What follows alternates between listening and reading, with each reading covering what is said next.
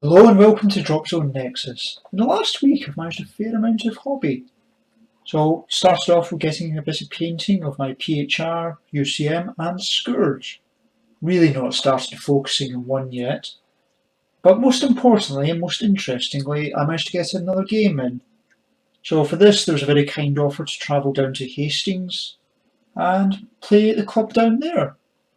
It was a 1,000 point game, it was a very traditional UCM versus Scourge. But there were a few things that I realised about my list and some changes from the first edition that I hadn't quite appreciated yet. So I'll talk about that in a bit more detail later. The main progress with my Scourge was to get some vampires out of the blister pack. And I thought, seeing as they're a different type of alien slash monster, I would try them in a different colour. So rather than the yellow that I used for the rest of my Scourge so far, I thought I'd go for purple. And I used the contrast Mage's purple on them. And slightly different results from last time I used a contrast paint, which is it seemed to leave a lot of the body not covered. Now I don't know if I just didn't put enough on, or if that's just the nature of the paint. So I'm toying with the idea of either adding another layer, seeing if that sorts it out, or possibly, for the areas that aren't covered yet, using a different colour, maybe a pink or a red, just to add a bit of variation to the model, and see how that comes. Great thing about the vampires is they're little models, they're great for experiments. Once I've dealt with them, I'm going to move on to my destroyers, because they are essential for any Scourge list. They are scary monsters, and they can really secure those objectives. For the UCM I went for a very modern day military look, which started with a spray of Death Guard green, and added a little bit of lighter green just to brighten up the models a little bit. However, seeing them on the table, I probably should have broken them up a bit more. So when I go back to add detail, I'm going to try and lighten these models a bit. They just blend in too well to the background. And in fact, the game I was playing at the weekend, they almost lost some models on the table. The camouflage was just doing too good a job. Now I did try a couple of the contrast paints with these models. For the normal Legionnaires, I thought I'm not doing detail, I'm just going to throw in a contrast and give it a whirl. And for that I tried the contrast Creed Camo. It came out okay and it was fast to do, but I might try something a bit different later on for them.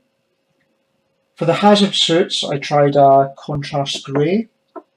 Let me just check the awkward name of that. The contrast Basilicanum grey. And it was good to break up the colours a bit more, but I think I should have gone for a different one, a bit more striking. The grey is quite a subdued colour. I had to rely on painting the rail gun, a better, brighter colour. And I would have preferred it the other way around actually, the brighter body of the model, and maybe the more metallic gun. But still, it was a good experiment, and worth trying.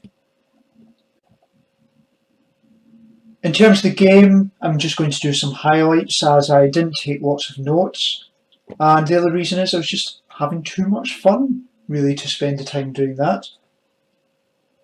Our lists were 1,000 point. We were playing targets of opportunity with a few objectives around the middle. So quite a simple one to play and get used to the new rule set. Emily's list was very light in anti-air, 1 squadron of Reapers and 1 mini arc caster. Mine was a bit heavier in anti-air. I had 2 Archangels and Wolverines. Although I really missed the Rapiers, I should have dropped the Archangels for the Rapiers. Archangels, really good in theory, but at 1,000 points, it's very easy to overfly your targets. There's just not as many aerial targets to hit.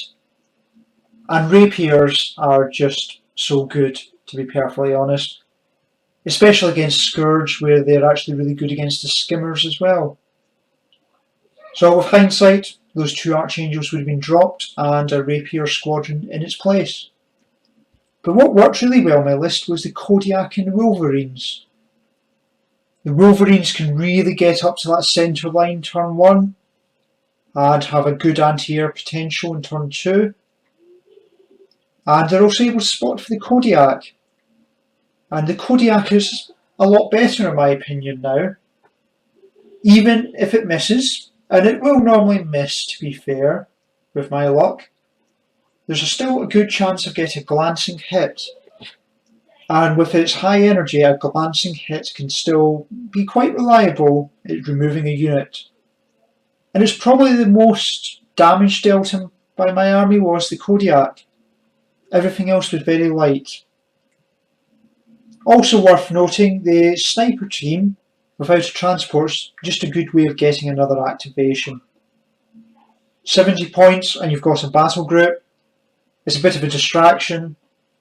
It gives you some scouts for an extra area of influence. And if you're lucky, it can do some reasonable anti-air as well. So 70 points, I think they're actually quite a bargain. Maybe when you're at a higher points level you want something with more punch, but when you're just trying to pad out some groups, I think they're a really good choice there. The game, there's a few things that took us by surprise. One is just how quickly everything gets mixed in. I should have been more cautious in turn 1, as the Reapers were able to get surprisingly far in turn 2 and blow up a transport, which I thought was perfectly safe. But they just managed to advance so quickly there. Rules-wise, the game went quite well, both in terms of remembering the rules, I think, and also how they flowed. I think the main issue area to look at is the CQB. It didn't cause a problem in our game, it just seemed a bit weird the way that the attacker has the advantage in many ways. It gets that first strike against a dug-in building. And yes, they have to re-roll their dice, but they can still do a lot of damage before the defender can get round to responding. It's almost like they've gone for a tea break in the middle of the battlefield. So I think, in my mind, what would work better is keep the rules as they are, the attackers at a disadvantage that first turn, but give the defender a chance to respond, get them to throw their dice as well. It's not going to slow the game down too much, but it does get rid of that problem where the attacker really has the advantage in many ways. Which makes sense if you're in open ground, but in a dug-in fortified position, sandbags out, trap set, just doesn't seem right. But apart from that, I don't think there were any other real rules issues. As mentioned earlier, there's been a few tweaks that make some of the older units more attractive, and I think they're all really good. The CQB was simpler, I'm not taking that away from it. And I can't really fault anything else there.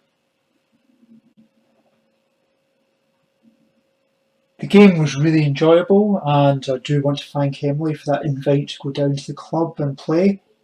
And if I get a chance again, I'll go down there. It's really given me extra motivation to try and set up some demo games up here, try and get a few more players locally. And I'm hoping that TT Combat will arrange some tournaments and some more events, try and get the player base together, because it is a really good rule set. And people are more interested now. There's been a lot more activity on the forum, which is great to see. People discussing it, and it'd be really good to see it grow and grow. So I've got a few hobby projects lined up. I'm not too sure what I'm going to talk about next time. So by all means let me know if there's anything of interest. I think my main focus is probably going to be getting the Scourge and PHR up to 1,000 point list. And the reason for this is simple. My UCM I've got 1,000 points worth, so I can demo them quite easily. And it'd be nice to have a couple of other armies to show in demos. Especially ones that maybe have a more interesting paint scheme. That's where my UCM does not work there. That I really enjoy the rule set for them. I think they're great with some of the synergies between the units, but just the way I've chosen to paint them looks a bit more military drab. And if I do go back to painting the UCM, I might switch paint scheme, possibly a winter camouflage.